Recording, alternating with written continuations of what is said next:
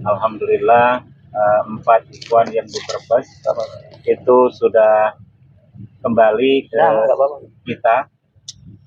Nah, maka anak punya ide bahwa mereka itu memang harus ketemu dengan khalifah. Maka hari ini terrealisasi diantar oleh Amir Wilayah Bekasi, dan hasil pertemuan dengan khalifah yang kurang lebih hampir 2 jam kita ngobrol dengan khalifah, bahwa intinya eh, ketika ada perintah wa amanu wa hajaru baru wajahadu, tidak bisa loncat. Nah, ketika wahajaru ini kita tidak bisa mentafsirkan bahwa kita pindah dalam satu lingkup negara Indonesia. Misal ke Aceh, misal, itu bukan solusi kata Oliver. Atau ke NTB, ke Bima, yang lebih aman, lebih nyaman, juga bukan solusi kata Oliver. Jadi bagaimana kita membuat perjanjian piagam Madinah, Indonesia ini dijadikan Madinah tempat hijrah orang-orang di sini, karena harus antar negara. Kata Khalifah tidak bisa dihindari, kita ini pasti akan perang. Kalau dulu ada perang dunia satu, dunia kedua, bahkan tidak akan dihindari lagi kata Khalifah, pasti akan ada perang dunia ketiga. Nah, bagaimana Indonesia ini menjadi tempat hijrah akhirnya, sekupnya negara, itu yang dari segi hijrah. Terus dari segi pengawalan, Khalifah bilang bahwa tidak ada lagi pengawalan kalau sudah ada di Metro Polres Bekasi Kota, karena Khalifah di sana ngawalnya bagaimana. Ya begitu kira-kira ya Mir. Tadi banyak obrolan dengan kita semua, dengan Ikhwan, banyak cerita lah. Nah, itu intinya dari anak. Barangkali yang lain nanti Mir bisa menambahkan, karena di sini banyak iwan-iwan kita bisa berbagi pengalaman yang baru keluar alhamdulillah dari tahanan. Baik, assalamualaikum warahmatullahi wabarakatuh. Coba Ayah Jamrun ini bagaimana pengalaman di dalam dakwah dan lain-lain, coba bisa komentar di video kita ini. Ya, baik. Bismillahirrahmanirrahim. Alhamdulillah dengan adanya kita dimasukkan oleh Allah ke dalam ujian ini, melalui kita ditempatkan di lapas, banyak sekali pelajaran yang kita dapat. Jadi diantaranya kita bisa berdakwah baik dari aparat maupun sampai kepada penghuni lapas seluruhnya, khususnya kepada para napi-napi yang ada di lapas ataupun petugas yang ada di lapas dan di Polres Brebes, karena kita ditempatkan di Brebes. Jadi subhanallah,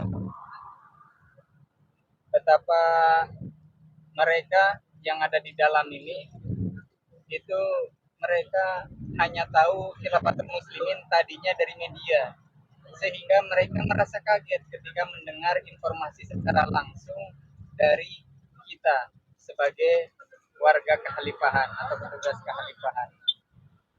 Mereka merasa kaget karena tidak sebagaimana yang diceritakan oleh media ternyata kekhalifahan ini. Jadi ternyata kekhalifahan ini begitu indah, tujuannya rahmatan lil alamin, untuk memakmurkan bumi ini. Sehingga mayoritas dari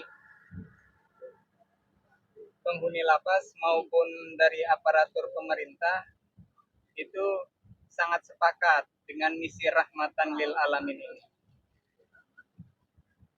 Kira-kira apa sih yang dipertanyakan nggak seperti yang dipahami oleh pada umumnya khilafah, apa itu maksudnya? Ya, jadi pada umumnya pahamnya khilafah itu adalah negara.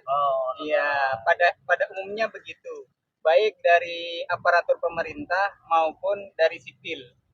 Ya, jadi pemahaman mereka seperti itu. Maka kita jelaskan bahwa khilafah ini bukanlah sebuah negara, tapi sebuah sistem pemersatu umat sedunia. Jadi tidak ada batasan teritorial sebagaimana batas teritorial negara. Terus memang mau akan bertumburan nggak khilafah dengan negara ini? Ya, yang jelas sangat tidak mungkin karena berada dalam dua rel yang berbeda. Khilafah ini adalah sistem di dalam din atau di dalam Islam. Sedangkan negara ini adalah sistem dalam berbangsa. Maka dalam dua rel yang berbeda mustahil akan bertubrukan. Itu, kecuali dalam satu rel yang sama. Jadi itu alhamdulillah bisa dipahami untuk saat ini oleh petugas yang ada. Kita ini bincang-bincang saja, ya, hanya kita punya sahabat kita di samping ada Ayah Adha. Ayah Adha bagaimana pengalaman tersendiri lah unik di Khilafatul Muslimin ini, bagaimana Ayah Adha? Alhamdulillah, syukurillah. Pengalaman yang Ana rasakan di Khilafatul Muslimin ini, ketika saya ditangkap itu, saya merasakan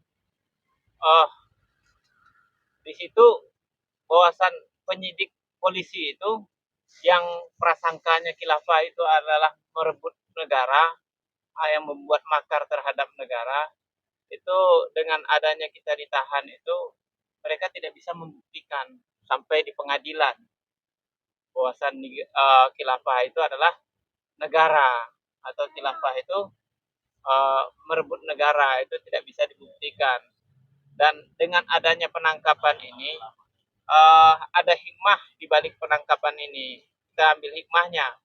Dengan adanya penangkapan kita ini, orang yang di luar itu yang menyangka khilafah itu negara, baik itu aparat negara, jadi bisa terbuktikan bahwa kekhilafahan yang kita usung ini adalah bukan merebut negara atau membuat negara dalam negara yang ada dipersepsikan orang-orang.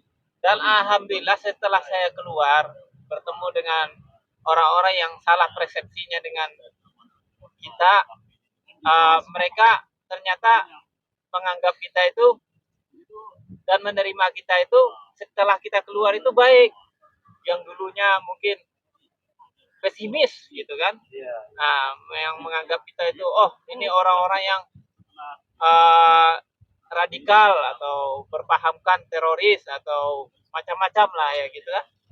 Jadi dengan adanya kita proses pengadilan ini, pembuktian itu tersangkalkan, tidak bisa dibuktikan. Jadi disitulah dengan adanya begini kita dakwahnya lebih terinikan kembali, ibaratnya lebih mudah lagi bahwasan apa yang disangkalkan itu tidak jadi dibuktikan. Ya, intinya berarti kita bisa memotivasi hewan-hewan yang keluar, terutama jamaah Khilafatul Muslimin, Iya, lebih giat lagi dakwah. Itu lebih giat lagi dakwah. Ya ternyata ya gini, wong ibaratnya kita pun gimana kita yang proses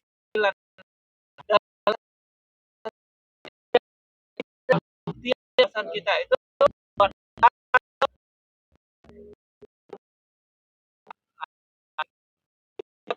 pembuktian. Nah, jadi itulah akhirnya orang-orang yang menyangkal kepada kita, yang ingin ketemu kita, jadi ketika kita keluar itu mereka tidak bisa ngomong apa-apa. Kadang malu ketika ketemu dengan kita masjid yang menuduh kita, yang menyangkal kita, yang metro kita dengan tekanan. Ketika kita keluar ini mereka nggak bisa ngomong apa-apa. Malah mereka itu apa tuduhan yang mereka lancarkan kepada kita itu tidak bisa dibuktikan. Ya, tapi kita mengalami bukan tidak boleh statement kira lingkungan sadar. Jadi lingkungan sadar, polisi pun ketika ada untuk ngambil KTP, ya pun ya, gimana ya nggak bisa ngomong apa yang ditinggalkan petugas dari Polres, dari petugas lapas itu udah nggak bisa apa-apa, tapi alhamdulillah mereka itu baik sama kita gitu. Mereka baik kita, jangan kita dengan keadaan begini kita menyangka tidak baik bagi kita. Belum turut buat kita, karena ini adalah jalan kebaikan untuk kelancaran untuk kita mendapatkan kekhalifahan ini. Makanya jangan menyangka oh sesuatu ini baik, malah kadang-kadang ini sesuatu yang buat kita, walaupun ya diuji ya, Allah itu sudah menentukan siapa yang diuji, siapa yang enggak. Perjalanan hidup itu sesuatu yang sudah pasti, kata Kokolik. Tapi ketika perjalanan kehidupan ini pun kamu di penjara, walaupun kamu dalam keadaan terbunuh, itu nilainya apa? Apa nilainya ibadah? Tidak. Prosesan itu ketetapan itu dalam perjalanan kehidupan itu sudah ada masing-masing. Siapa yang di penjara, siapa yang kaya, itu tergantung usahanya masing-masing. Nilai pahala di sisinya apa enggak, itu yang diingatkan oleh Khalifah. Juga merasa dengan Khalifah itu kita semangat karena udah timah kendor-kendornya. Kita yang ini hanya ya kok lemah, melihat dari kondisi Khalifah dengan umur segitu tidak pernah beliau tuh memperlihatkan wajah lesu atau bagaimana dalam perjuangan, tapi beliau selalu tersenyum. Tapi kita ini selalu putus asa, jangan sampai ada dari ikhwan-ikhwan yang putus asa dalam perjuangan. Karena perjuangan ini bukan kita mencari menang, tapi menyampaikan dengan jelas. Jadi apapun prosesnya, ya semoga kita mati dalam keadaan syahid lah utama. Kalau orang tidak ada menginginkan syahid, kalau kata Khalifah, yaitu rugi dia, bodoh dia. Kesempatan syahid ya diambil secepatnya, kata Khalifah. Terus yang belakang ada statement dari Ustaz Ghazali. Mic-nya boleh dinaikkan nih.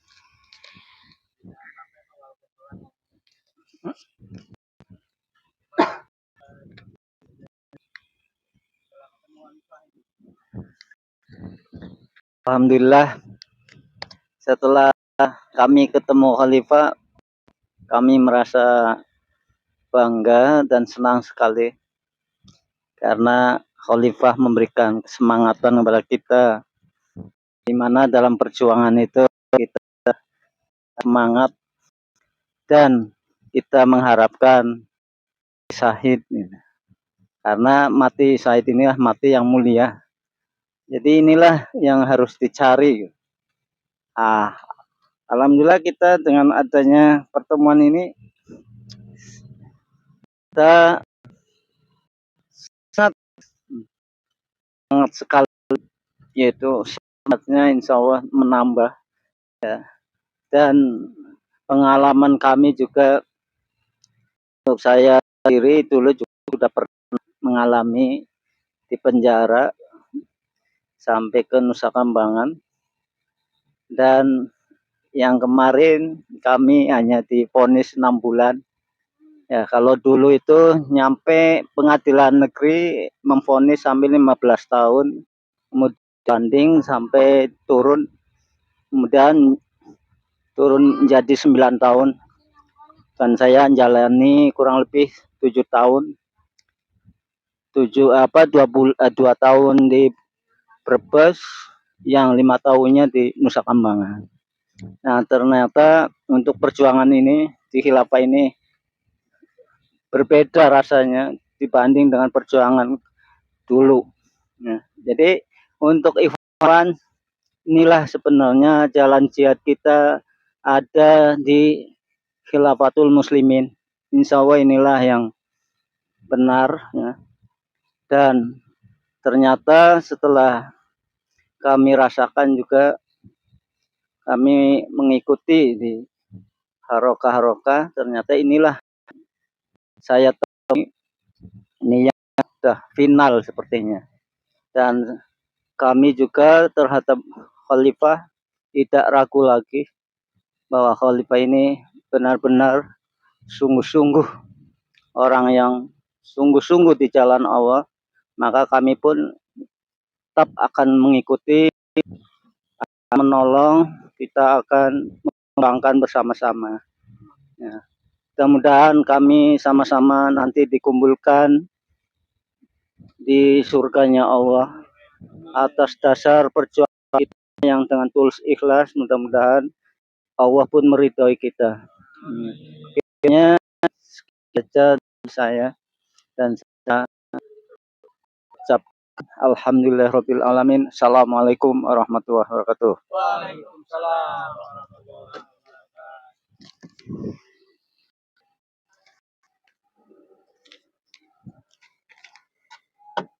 Ya, baik, demikian video singkat yang kita buat. Mudah-mudahan ini bermanfaat buat kita semua.